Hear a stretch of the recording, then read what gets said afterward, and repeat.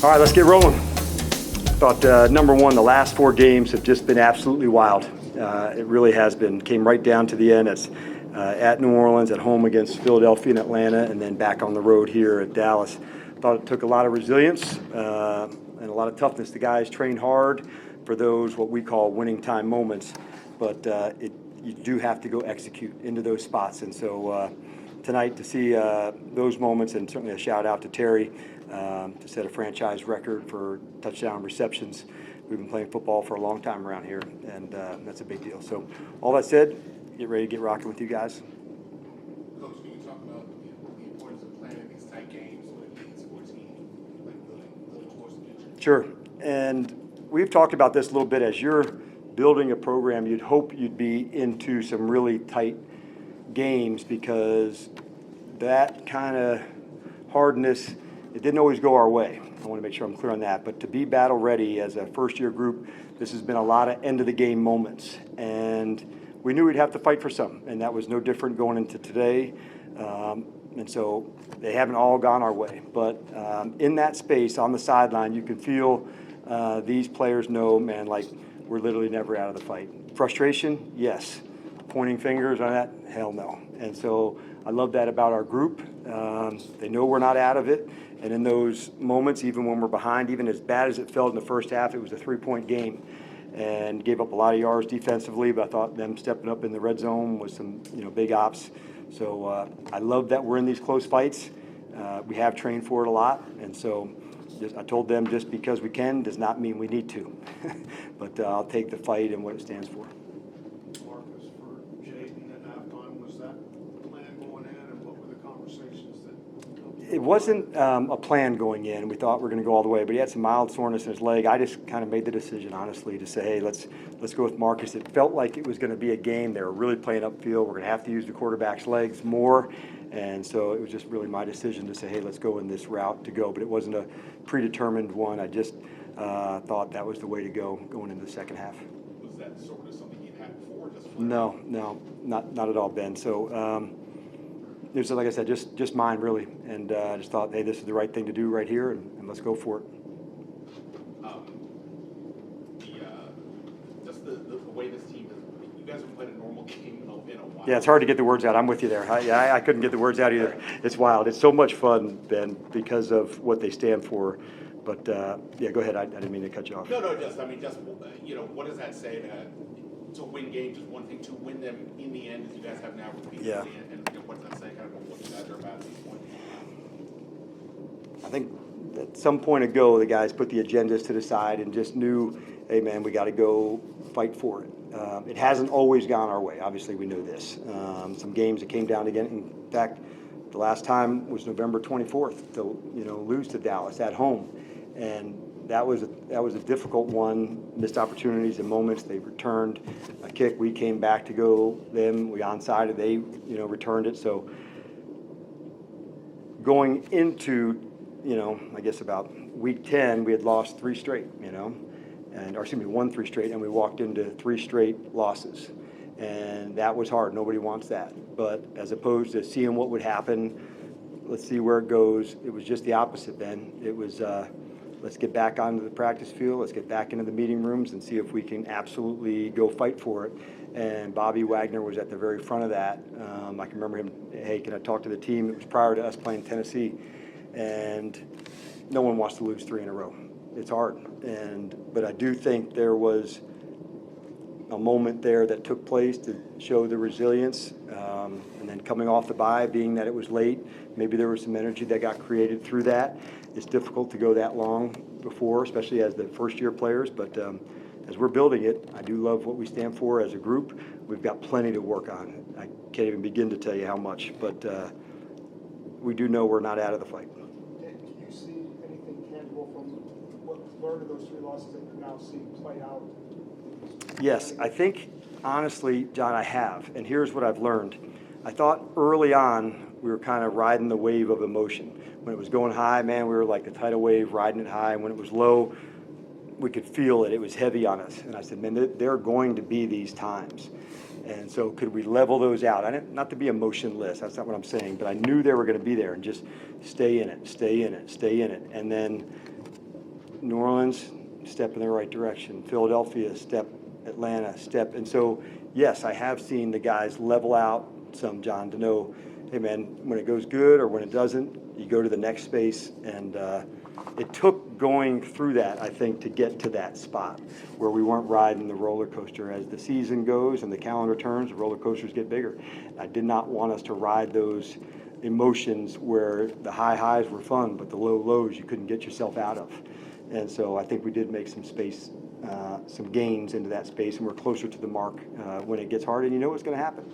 I apologize for your audience, but with Marcus, you've been praising him the last couple of weeks for what he's done behind the scenes. Yeah. So when you see him do what he does today, how gratifying is that for you? Yeah, he's such a cool teammate, and it was fun to be able to celebrate him today because of the work that he does behind the scenes, the unseen work. And it takes a lot to be ready like that. And so if you'd stay after on a Friday, you'd see him going through a 2-minute. You'd see other people putting the work in with him. So today, to have that happen and him deliver at the end, that was a big deal. We're moving closer, then you go into field goal range, and then the big play happens, and then go to clock it. We only had, I think it was 6 seconds at the end. There's a specific time that we want to go into that spot. Can you throw one? Otherwise, we would have had to kick it and go into overtime. So to know that he's always ready for the moment, we practiced it a lot, that's a big deal. Did you already answer when you made the decision? I did coming out of the half. Jayden just had some mild soreness in his leg, and it was just, I thought we were going to need legs in this game. They were playing upfield, Dallas was, so I thought this is going to be a game where the quarterback's going to have to use their legs some, and that was accurate. You said during the week you would chase the seeding. I would. It turned out that it wouldn't have mattered, but those 2 games were simultaneously going back and forth. You just completely ignore that as your game's going on. How do you handle that? Yeah, nobody, I didn't ask anybody, and no one gave me information on it. I just had found out, that I think Tampa was behind and came back, and so, but no, in Green Bay and Chicago, I didn't. So we knew last night, we had told the team, week 18, it's going to be somewhere. It's on there. We'll be slugging it out with somebody. Could we gain some momentum today? Have a running start, so to speak, into the postseason. And I was willing to take that as far as we had to go do that. And winning matters. And it may not seem like that on a sheet or otherwise, but no, I didn't check where it is. I think as we're developing our program, if we're going to be about competing and competition, then we've got to stand for that too.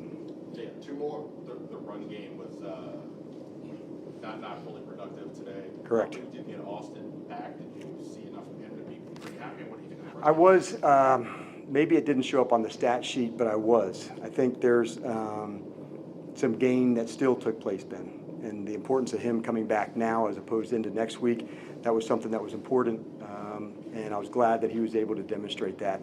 There's still emotions with it. And so to be able to play and do that, there's some gains to be made there. So but I'm with you. I would hoped we would have had some, more in the run game, but I'll give them credit too in terms of the plan going in.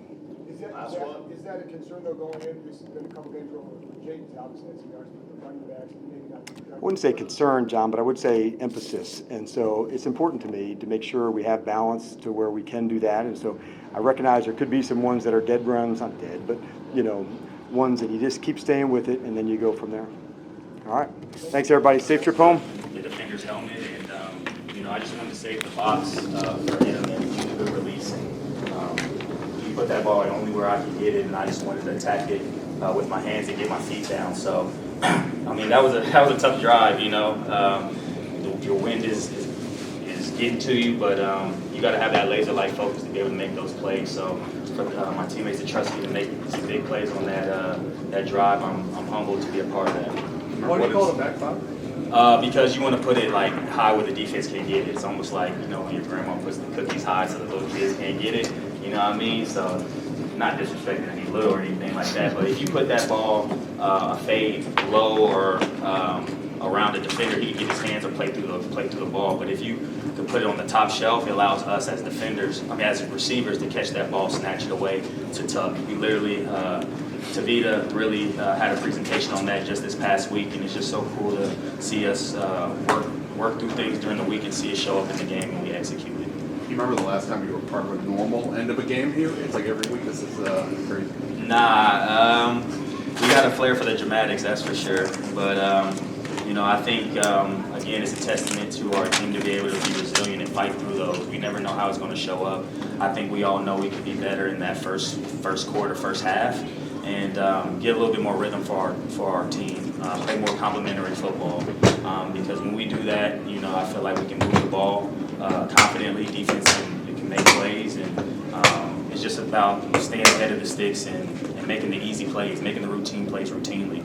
And we didn't do great at that today, but again, DQ, since he's gotten here, has preached about winning time moments and got to have it situations. And we drill those so many times where we get in these situations, we've been here before. So to execute that when we got to have it, we'll take that on to next week. Last one. Obviously, you'll play whoever you're going to play, but is there Yeah. something we said before you already faced one of these teams, Tampa, and having played the Rams this year? Is there anything to having already seen the team versus having to kind of go in there cold? I think you got to assume each team is different at this time of season. So if it were to be Tampa, obviously they're probably better than they were when we played them in week 1, and we're better than when we played them in week 1. So if we play them, then great. If we play LA, great. We're just looking to be us. I think we're looking into going to play a style of football where we're aggressive early, we're consistent, and we can play a style of ball that's complementary. And if we do that, coupled in with the winning time moments right before half in the game situations, if we can execute that, we'll like where we're at, I believe. And so, this is what it's all about, playing for it all right now. And it's a new season. Everybody's 0-0, and it's going to come down to execution. And great thing for us, we have multiple reps throughout the season where we've proven that we can make the plays when we have to make them. It's just putting it all together now so we can play a more complete game. Jay, talk about this team today. Once again, close game that you all fought as a team to win. Headed into the playoffs with its momentum, 5 games straight. Just talk a little bit about that. I love this team. I love how everybody approaches their week of preparation and next man up mentality, and you can see it out there with Marcus. What did it mean to you? Marcus has been really helpful to you. So what does it mean to you? You're smiling already. What does it mean to you to see what he did today? It means a lot, man. I'm so happy for him and everything he's been through in his career. And he didn't have to, take me under his wing, and he's done that plus more. So, man, I'm so happy for him to go out there and have a game like this, game-winning drive, last play, go out there and walk it off. And what Dan said, you had some soreness in your leg. What was going on? Yeah, just some leg soreness. At the end of the day, I respect what the decision DQ to make. So now I'm just getting ready for next week. Was that affecting your ability to talk a little bit? It plays a part, but other than that, it's just that open communication that we have, and ultimately DQ made the decision, so I respect it. Now, was this something that came up today? Yeah. What was it like?